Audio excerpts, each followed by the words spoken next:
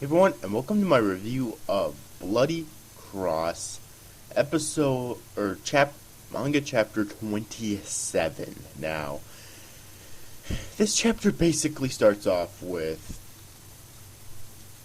Tsuduki and Hanamura, or Hanamura. God, I keep forgetting what his actual name is. Hanamura, I'll just say, arriving at one of the side branches of Arconda and are greeted by Izumi, who tells them to drop off all their weapons. Alright, when Tsuduki makes a comment that the security is a lot tighter here, Izumi tells him that this branch of Arconda deals with more delicate matters than headquarters, which is why the security has to be tighter. When Izumi finally confronts him, instead of just speaking to him from wherever he was at, Tsuduki notices that his hair is noticeably whiter, and he asks him what the hell's going on, and Izumi basically tells him that he used his powers for the first time in a long while recently, but to pay no mind to his hair now. This is not exactly explain what this means, like why his hair would turn white when he hasn't used his powers for a while, unless his powers are like so dangerous. I don't know. It's not explained at all, and it doesn't make any sense whatsoever. But whatever, alright. Hanamura then asks where Makino is at, and if he went missing. And then Tsuduki makes the comment that Tsukimiya has also been missing, and then asks Izumi if anyone else has been missing to his knowledge, to which Izumi says no. And of course, Tsuduki wonders why both of them would have been captured, because considering that they have nothing in common. And then Makino comes through the door and falls down all beaten to shit, and he explains that the enemy captured him, but he did manage to escape, and of course there's no Tsukimiya with him. And then Tsuduki touches him and makes the comment that he's very cold. Tsuduki then asks Makino if he saw the faces of the people who captured him, to which he says no. And he also says that after he escaped, he headed back to headquarters when the receptionist told him that they transferred to this department. He also said something really weird happened with the date, as it should have been the 16th, but for some reason the calendar says the 17th. And Tsuduki summarizes that it might be because of a spell, but he doesn't know for sure. Tsuduki then theorizes that he might have been taken into another dimension where time flows faster, and then all of a sudden, Hinata of all people shows up asking him if he knows the true story, and Makino completely flips out, telling him that he's 5 minutes late, and Hinata says that he was heading home when he ended up seeing everyone here. So Hinata explains what really happened with Makino. Apparently Makino didn't escape at all. They just threw him out in a public park trash bin. Alright, so at this point he can't really say that he escaped at all, alright? And of course Hinata found him, and then Hanamura makes the comment that that's why he stinks so badly. And then Tsuduki exclaims, why did they capture him when he doesn't hold any useful information? And Hanamura says maybe it's for ransom, and then Tsuduki says, well, that's a strange idea. And Makino flips out completely, saying that they're mocking him. And he asks Izumi to stop them immediately, and Izumi continues it by saying that he stinks so badly that he thinks he's going to vomit, and orders Makino to leave the room immediately, and Hanamura throws him out. and it's just really funny. So right after that humorous scene, they start to finally get back on topic again, and Izumi explains that once the whole takeover went over in the main headquarters, obviously Izumi and the rest of Arcana had to move to some other headquarters. They just happened to move to this particular one. Alright. And Izumi also explains that all of the relics that were in headquarters have been stolen. Probably, if I were to take a guess, I would say probably by Tokiwa and the rest of his Fallen Angel crew. Alright. It's at that point that Hinata starts thinking to himself, and he notices that Izumi said that the headquarters relics were stolen, which makes him think that there may be relics in the other branches as well, including this one. And he does remember that he did see Izumi with the chalice. So he knows that Izumi's hiding the chalice in his jacket pocket. Alright, so it'll be very difficult to, of course, steal it from him, but he's still aware that Izumi has it, though, which is, of course, good. Tsurugi then says that they still need to find out they still need to get those other relics back, and he asks Izumi if he knows where the enemy's location is at, and Izumi says that or the enemy's hideout or whatever, and he does say that he does have a location, but it's very heavily guarded, and very little information on it aside from that exists, and it will be very difficult to make an attack plan under these conditions. After Suzuki's done being surprised that Arcana hasn't figured out any information about the whereabouts of Tokiwa and his men yet, or at least not enough information, Hanamura then exclaims that they really need to hunt down Tsukimiya before she ends up dead, and Hinata makes the comment that there's no need to worry about her, because if they wanted her dead, then they would have settled for just leaving with a corpse. Alright, he then remembers the member that they fought earlier who used the relic in the shape of a sword, and that he was really tough to defeat. However, he took special care to capture Tsukimiya alive and instead of killing her, which is why his theory is that she'll be perfectly safe for the time being, basically. Hinata says that just when he was about to take her, he mentioned something about a black mark, and when Suzuki questions what he meant, Hinata exclaims that that Satsuki did try to use the power of Tsukimiya's new stigma by sacrificing her, but this kind of ritual must be done at a precise moment, at the full moon, for instance, or in order to take full advantage of the divine power. Hinata also continues by saying, come to think of it, in the beginning, the God Warriors came to get the Chalice of Creation. He then says that they probably intend to try and trade Tsukimiya for Izumi's relic. Izumi answers him by saying that that's a possibility. This girl has been captured while she was working for Arcana, therefore it is our duty to take part in her rescue.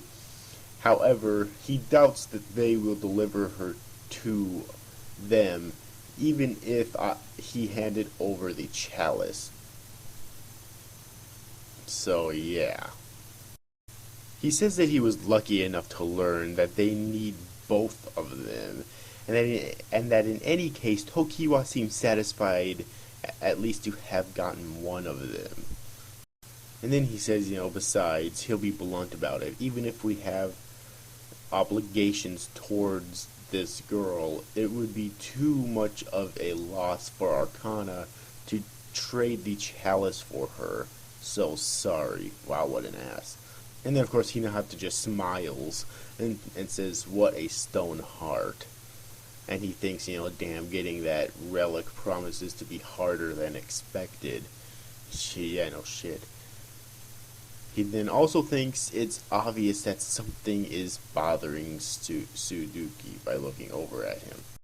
Izumi then says that they should prepare themselves for the recovery of the stolen relics, that obviously he would like to take action as soon as possible, and if by chance we have the opportunity to save Tsukimiya, all the better. He also says, first of all, they need to learn more about their enemies, and more importantly, about their headquarters, in order to set up a strategy that will actually, work for them, obviously. And he also says that the best option would still be to send a spy. He says that he is going to search urgently for someone to take on this role. The scene then cuts to Suzuki and I think it's Izumi in some sort of a meeting with Satsuki, I think. And Satsuki says that he's listening, just what exactly is the black mark? And Izumi says it's a very old-fashioned name for the dark stigma. The latter is frequently mentioned in the Grimoire of Prophecies. At least it was in the one he read. He finished reading it a while back and found that term a few times. Izumi then questions if that's the reason that he summoned Tsukimiya to the meeting, that he wanted to keep an eye on her. And he also says it's a pity that Suzuki didn't expect the enemy to use an anti-angel relic. Izumi also thinks that this, in his mind, that this stigma was also invoked in the Book of Death, and that it would mean a close link to the Crusade. When he threw a spell on it, he was able to analyze it a bit. And I'm sorry, I messed up. I think that's actually Hinata that they're eating with right now. It's so hard to. One issue that I do have with this manga is that sometimes it's hard to tell between characters. I kind of wish that it was easier to tell at times which character that was, because we haven't seen Satsuki in a while, so I thought that was Satsuki that they were talking with there, but no, it's actually just Hinata still. So yeah, there is an issue that I do have with the art. I do kind of wish that it was easier to tell between characters sometimes. But Hinata says that one thing is for sure, this mark contains a special power, but what kind of power, who knows?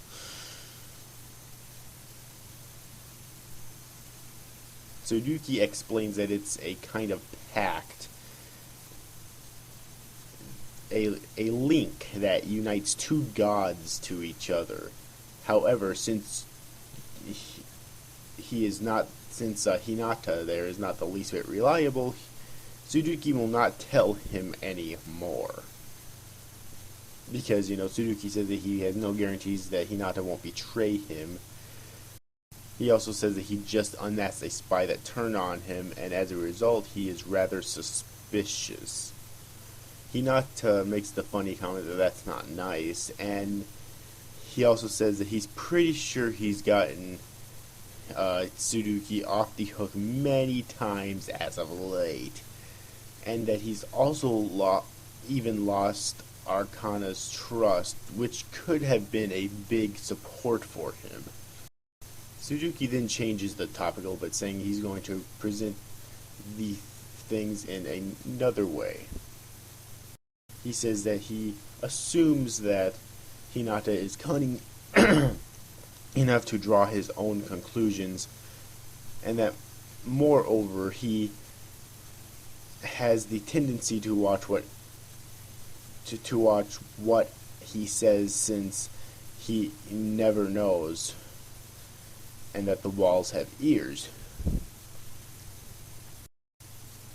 He then says, who knows, someone could be listening to them from the outside, which is of course a really good point.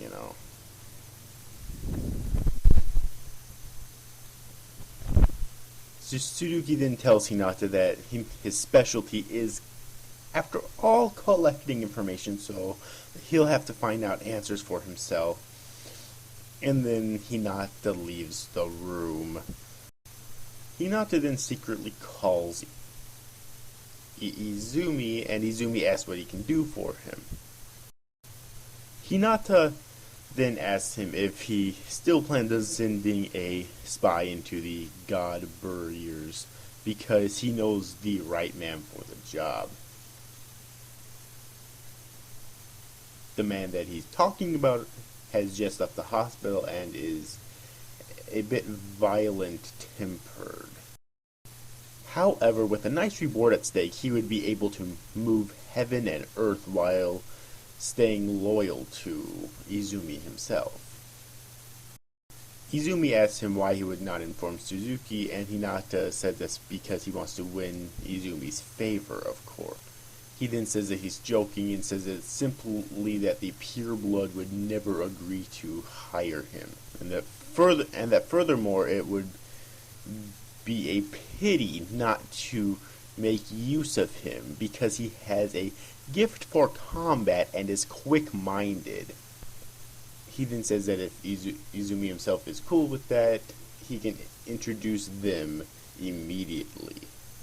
Hinata then opens up a door and walks through it, and he lays eyes on a character who looks mysteriously like Now. That's not Now. Is it at this point in the chapter? It's kind of unknown. He said that you look in excellent shape. Yeah, you're all fixed up. And to stop ignoring him, don't forget that it was me who scraped you off the road while you were on death's door. What a bad temper. He also says that he's glad that he found.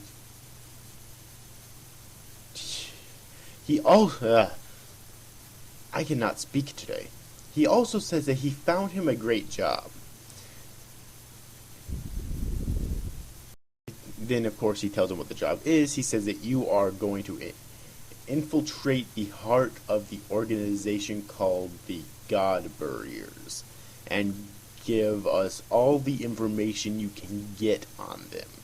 As a reward, you will enjoy the power of the chalice.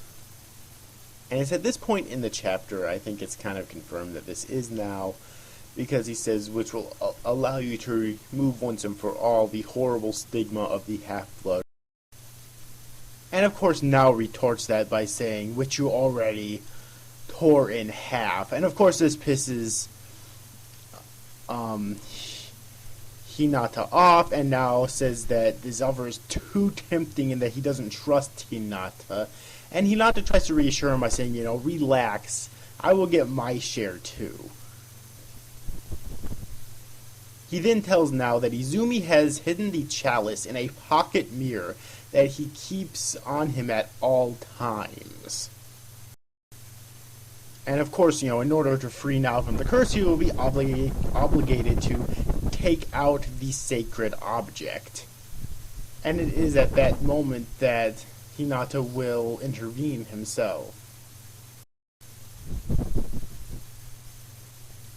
Hinata then continues by saying that he wants the relic, and he knows that Now will do anything it takes to remove the Half-Blood curse, like I'm sure almost anyone probably would. And Hinata continues to try to convinced now to join him by saying that if he does, if he can certainly refuse, but if he doesn't try his luck right now, then he risks dying before a new opportunity comes around. Now beginning to be really annoyed by Hinata, attempts to stand up, but then Hinata falls to the ground, and he says, "Ow, my stomach, what is this pain that is assailing me?" And apparently it's just a really major stomachache that Hinata had, which, I tell you, there's quite a bit of comedy in this series that I do like, but that's not one of it. I thought that was kind of lame. And that's basically where this chapter ends. So, yeah. So anyways, though, overall, I thought this chapter was pretty good once again. I think it's kind of interesting that they're bringing Now back into it, though. I don't see how... I do think it's kind of dumb on Hinata's part that now that he's trusting Now, considering that Now had betrayed Tsurugi and his team. And obviously Hinata's working for Tsurugi. I don't know. Maybe he's just using Now because he's desperate to get Tsugimiya back, or to get the chalice, or both. I don't know, but personally, I think it's kind of dumb that he's trusting Now, but he might have some ulterior motives here. Maybe he plans on, like, killing Now in the end. Who knows, but I did like this chapter, though. I thought it was really good. I really hope that next chapter we see some fight scenes, though, because we have not had some fight scenes in a while. It's been mostly exposition for a while now, and although that can be interesting, because I do think that the exposition in the series is really interesting, I think we should definitely get some fight scenes soon. Alright. To kind of break up the exposition so that it doesn't end up getting too boring, if you know what I mean, by having too much exposition, because there is such thing in a series like this as too much exposition, and that can get boring after a while. So I really hope that next chapter, or at least before too long, we do get at least some minor fight scenes. So yeah, but anyways, overall, hope you enjoyed this review, guys. He's After Guys, thanks for watching, bye-bye.